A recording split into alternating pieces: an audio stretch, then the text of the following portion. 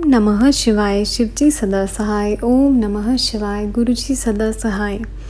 8वां अध्याय वरण पूजा वर्णन। पहले श्री गणपति की पूजा, आगे काम करे फिर दूजा। ईश्वर बोले, हे देवी, इस प्रकार पूजन के क्रम से बुद्धिमान को उचित है कि वे सर्वप्रथम गणेश कार्तिकेय का पूजन करें, फिर वेद के आदि स्वरूप महेश्वर का आवाहन कर पूर्व दिशा के भाग में कमल की कर्णिका के ऊपर चारों ओर से पूजा करें और आवो राजनम इस ऋचा से रुद्र की पूजा करें और कर्णिका के दलों में आवाहन करें। शिव को पूर्व, हर को दक्षिण, शिव का उत्तर और भव का पश्चिम दिशा के पत्र में यथाक्रम से पूजे। फिर ओम रा, ओम पा, ओम ज्ञा, ओम ला, ओम अर्पण पूर्वक ओम वा, ओम सा और वेद के आदि में ओम श्री बीज, इन 10 बीजों से लोकपालों को पूज ईशान देव को दक्षिण भाग में पूजें। फिर ब्रह्मा विष्णु का सविधि षोडशोपचार से पूजन करें तथा पंचम आवरण में देवशिका का आवाहन करें। फिर देवेश की अर्चना कर ओंकार युक्त शिव का स्मरण कर गंधादि उपचारों से सविधि शंकर जी की पूजा कर नैवेद्य चढ़ावे और आचमनीय अज्ञारदी प्रदान कर भोजन की सामग्री और तांबूल निवेदन करें। फिर नीपांजनादिक क्रम से शेष पूजा का विसर्जित कर देवी देव का ध्यान कर 108 मंत्र जप करें। फिर उठकर पुष्पांजलि लें। यो देवनामिति उपनिषद की नारायणीय इन 6 ऋचाओं का जप करें और यो वेदादयो स्वरः प्रोक्तः तप तक जपें। फिर पुष्पांजलि अर्पित कर 3 प्रदक्षिणा करें और परम भक्ति से साष्टांग प्रणाम करें और इस प्रकार प्रदक्षिणा करते हुए अनेकों प्रणाम करें तथा आसन पर बैठकर शिव महेश्वर आदि के नाम का 8 बार उच्चारण करके कहें कि हे भगवान, हे शंभु, यह सब आप ही का आराधन किया है। ऐसा कहते हुए शंख, जल और पुष्पों को चढ़ाएं और पूजा समाप्त कर अघर्य सहित 8 बार फिर नाम जपें। हे देवी, इसके आगे भी मैं तुम्हारी भक्ति कहता हूँ, ध्यान से सुनो। 9वां अध्याय प्रणव पदिति।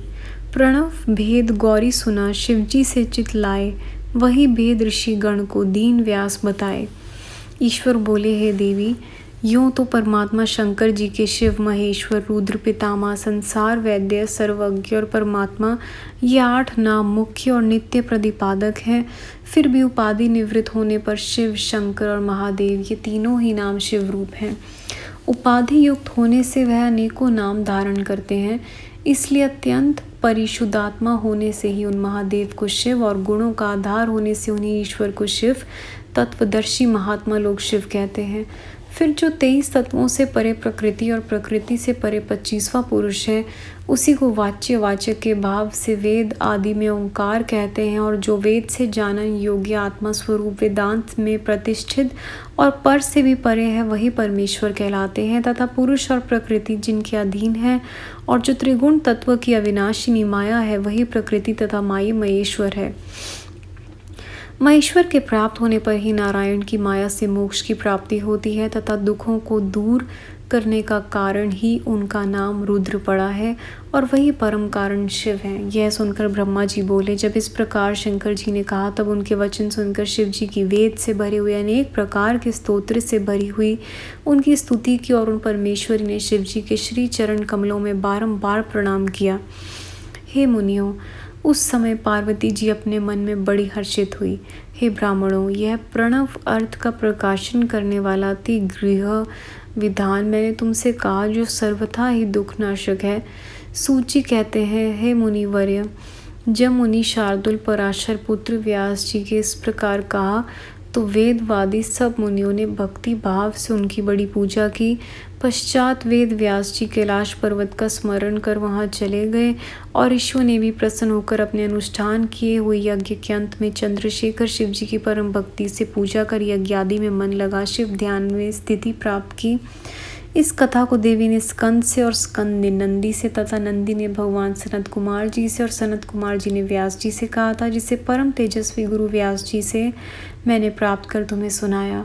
ऐसा कहकर पुराण वेदा श्रेष्ठ सूत जी तीर्थ यात्रा करने चले गए और वहाँ सभी मुनिगण वहाँ स्थित सभी मुनिगण इस गुरु रहस्य को ग्रहण कर काशी में वास कर मुक्त हो शिव जी के धाम को चले गए। संगत जी, अध्याय यहाँ समाप्त होता है। गुरु जी, संगत जी, यहाँ तक आने में कैसी भी कोई भी जाने में भूल हुई हो प्लीज़ माफ़ करिएगा। अगला अध्याय हम अगली वीडियो में सुनेंगे। ओम नमः शिवाय। शिव जी सदा सहाय। ओम नमः शिवाय। गुरु जी सदा सहाय। Thank you Guru ji, thank you संगत जी। जय गुरु जी महाराज।